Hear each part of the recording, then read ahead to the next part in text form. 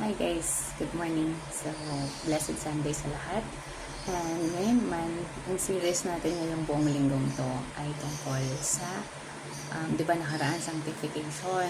Then sa sanctification, yung binigyan ko kayo ng guide, ng ginagamit ko din guide, which is the fruit of the Holy Spirit.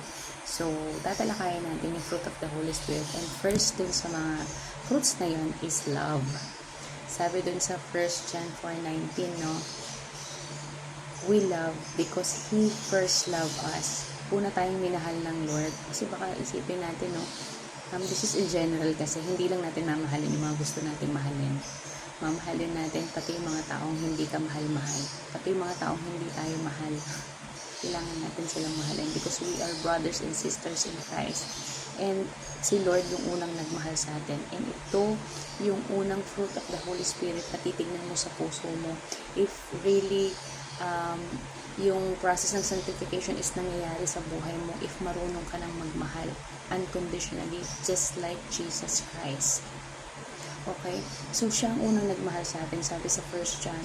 And saan pa natin nakikita ang pagmamahal ng Panginoon sa atin?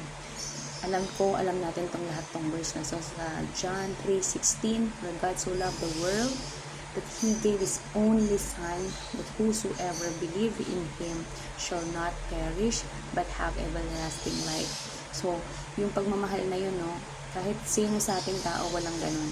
Walang magbibigay ng kanyang bugtong na anak para maligtas ang isang libutan.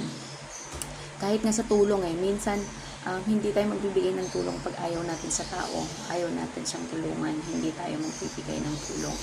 And the Lord, despite of mga sin natin, binigay niya ang kanyang bugtong na anak. Imbis na i-perish niya tayong lahat, binigay niya ang bugtong niyang anak na yun yung magiging guide natin. Kaya tayo may gospel. Kapag niniwala tayo dun sa gospel and we proclaim the gospel, tayong lahat ay magkakaroon ng buhay na walang hanggan. And ganun tayo kamahal ng Lord. And sabi dito, di ba, kapag nakamtan mo na or ginagawa mo na yung fruit of the Holy Spirit, you're already in the guidance of the Holy Spirit at tayo ay namumuhay sa Christ-like living. So, number 1 is yung love. Ang description ng love naman dito sabi sa 1 Romans 12, verse 9, love must be sincere.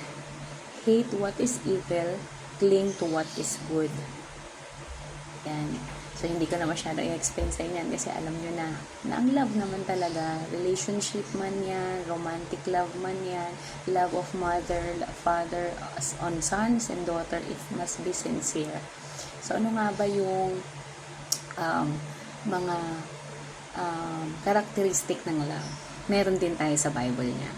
So, 1 Corinthians 13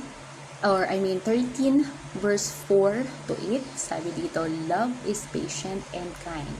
Love does not envy or boast.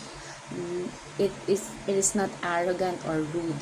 It does not insist its own way. It's not irritable or resentful. It does not rejoice at wrongdoing, but rejoices with the truth. So, yun ang characteristic ng tunay na pag-ibig according to Bible. So, hindi dapat siya nagyayabang, mapagpasensya, mabuti, hindi siya naiinggit. So, hindi rin siya arrogante, hindi bastos. Yung love ng Lord, if ipipicture out natin, it's pure and genuine. Kung kunyari man tayo may nakagawa sa atin ng di maganda, meron man tayong mga tao na hinihingan natin ng tulong, hindi tayo tinulungan, hindi tayo dapat magalit because that's their choice. At yun naman, tayo naman, kung patuloy tayo nagmamahal pero pinapakitaan tayo ng hindi maganda, still, sabi nga sa unconditional love, hindi lang natin mamahalin yung mga taong mahal tayo. Mamahalin din natin pati yung mga taong hindi ka mahal-mahal at yung mga nakagawa sa atin ng hindi maganda. So whatever man na iniisip nyo ngayon na doon sa mga taong hindi nakagawa sa inyo ng maganda, hindi kayo natulungan na whatsoever, ipagpasa Diyos natin. Ano yung nasabi ipagpasa Diyos? Ipanalangin natin sila sa Panginoon at Panginoon na ang bahalang gumawa ng paraan para sa iyo, para sa mga tao na yun, at ikaw ay mamumuhay ng may peace. Okay? So, yun lang guys. Thank you. Happy Sunday sa inyo lahat. Blessed Sundays everyone na makakarinig nitong video ko. And don't forget to read your Bible to know more about Jesus. Bye!